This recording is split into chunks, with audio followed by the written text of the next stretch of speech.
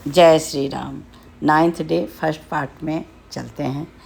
मेरा एक सवाल है, क्या भगवान सच में हमें भूल जाते हैं या हमारी दुख की परीक्षा होती है?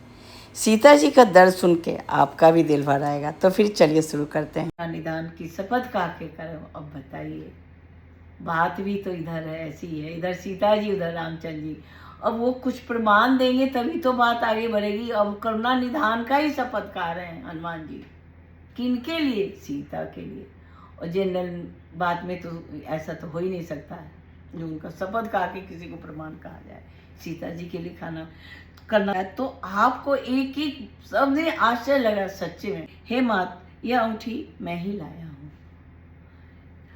रामचंद्र जी ने मुझे आपके लिए पहचान के लिए दिया है तो मैं आपको दिया हूँ। नरवानई संको कैसे कही संगति जैसे। अब सीता जी कहती ये कैसे हो सकता है? नर और वानर का दोस्ती संगति ये हुआ कैसे? इस पर भी हनुमान जी सारी कथा उनको सीता जी को सुनाते हैं। कपि के वचन सा प्रेम सुनी उपजा मन विश्वास। और हनुमान जी का वचन सुन के तब सीता जी को एकदम ठंडक पहुंची और विश्वास भर से भर उठी।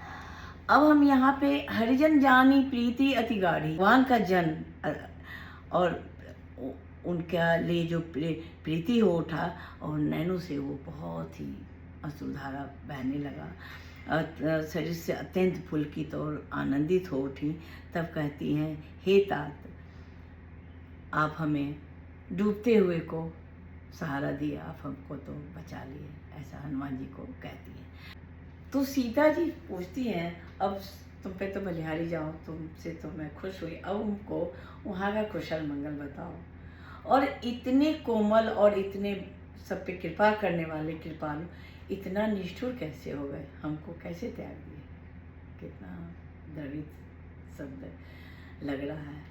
तो अपनी अपनी जगह यहाँ पे आप देखिए, रामचंद्र जी भी अपनी जगह गलत नहीं है, सीता जी भी अपनी जगह गलत नहीं, लेकिन जब दुख होता है तो दुख से ऐसा वचन निकलता है क्योंकि आदमी अपने दुख कोई बयां करता है। अब सुख देने वाला स्वामी है रघुनाथ जी, कभी मेरी उनको याद नहीं आई?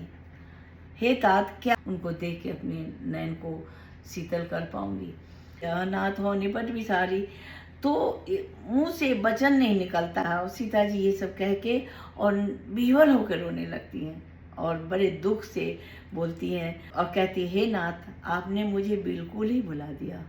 और उन जय श्री राम। अब सीता जी कहती, हे नाथ, आपने तो मुझे बिल्कुल ही भुला दिया। आगे देखिए, हे नाथ, आपने मुझे बिल्कुल ही भुला दिया। और उनका वो तरफ शुरू हो जाता है। सीता जी को विरह देकर व्याकुल होकर हनुमान जी कहते हैं, कोमल और विनती भरे वचन में बोलते हैं, मात कुशल प्रभु अनुज समेता। हे माता ने प्रभु भाई लक्ष्मण सहित सब कुशल मंगल। अब वो उनके सबका जवाब, सीता जी जो जो पूछी जवाब दे रहे, वो तो कुशल मंगल है, परंतु आपके दुख से वो आपसे दुना दुखी हैं। आपके दुख से आपसे भी वो ज़्यादा दुखी है। हनुमान जी सीता जी को कह रहे हैं, हो आपसे भी ज़्यादा दुखी है। माता, हे माता, मन में ग्लानि मत करिए और मन को छोटा मत करिए। रघुपति कर संदेश, अब सुनु जननी धरि धीर, अस कही कभी गदगद भयो बड़े विलोचन नीर। हे माता, अब धीरज धरकर रघुनाथ जी का संदेश सुनिए। उन्होंने आपके लिए कुछ संदेश भेजा है, अब उनका संदेश सुनिए। हनुमान जी की बोली सुन के सीता माता प्रेम से गदगद हो उठी और प्रेम से अश्रुपूर्ण आंसू से वो सुनने के लिए तैयार हो गई। कहे राम बेहु तब सीता, मोह कहु सकल भय विप्रीता। तो उन्होंने ये संदेश भेजा है। हनुमान जी बोले, रामचंद्र जी ने कहा है, जो हे सीते, तुम्हारे वियोग में मेरे लिए सभी पदार्थ प्रतिकूल है, विपरीत लग रहा है। वृक्ष नए नए कोमल, उनकी पत्तियां मुझे अग्नि के समान लग रहा है।